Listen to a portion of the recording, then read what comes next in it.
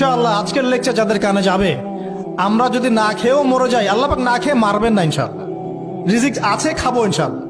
কিন্তু হয়তো বা অভাব হবে, টাকা পয়সা একটু কম হতে পারে, অন্যের 10 তলা ফ্ল্যাট হবে, আমার হবে না, ঠিক আছে, অন্যের এত বিঘা বিঘা জমি আমার হয়তো হবে না, কিন্তু ইনশাআল্লাহ তাআলা এই যে দুনিয়ার মুসাফিরের জীবনটা, এটা মুসাফিরের জীবন না?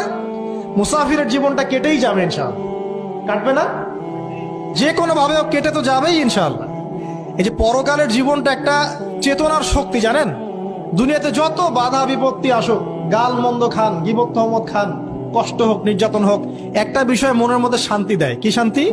যে এই দুনিয়ার জীবনটা তো আর চিরস্থায়ী নয়, এটা তো আর সারা জীবন থাকবে না। ইনশাআল্লাহ এই অবস্থা আস্তে আস্তে পরিবর্তন হয়ে যাবে। ফাইন্না মাআল উসরি ইউসরা, পরকালে ইনশাআল্লাহ পাবো। দুনিয়াতে না পেলে কি হয়েছে, পরকালে পাবো ইনশাআল্লাহ। যুবক ভাই, এসব জেনা ছেড়ে দেন, আল্লাহ রাব্বুল আলামিন আপনার জন্য হুর রেখেছেন জান্নাত, ইনশাআল্লাহ পাবেন ইনশাআল্লাহ।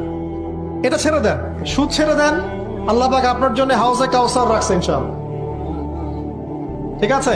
অন্যায় পাপ ছেড়ে দেন, আল্লাহ রাব্বুল আলামিন আপনার জন্য জান্নাত রেডি করে রাখছে ইনশাআল্লাহ। এই দুনিয়ার জীবনটা ধোঁকা, একটা ছোট্ট জীবন, পুরা ধোঁকা, কিচ্ছু নাই এর মধ্যে। আমার কথা শোনেন, এই দুনিয়ার জীবনে কিছুই নাই।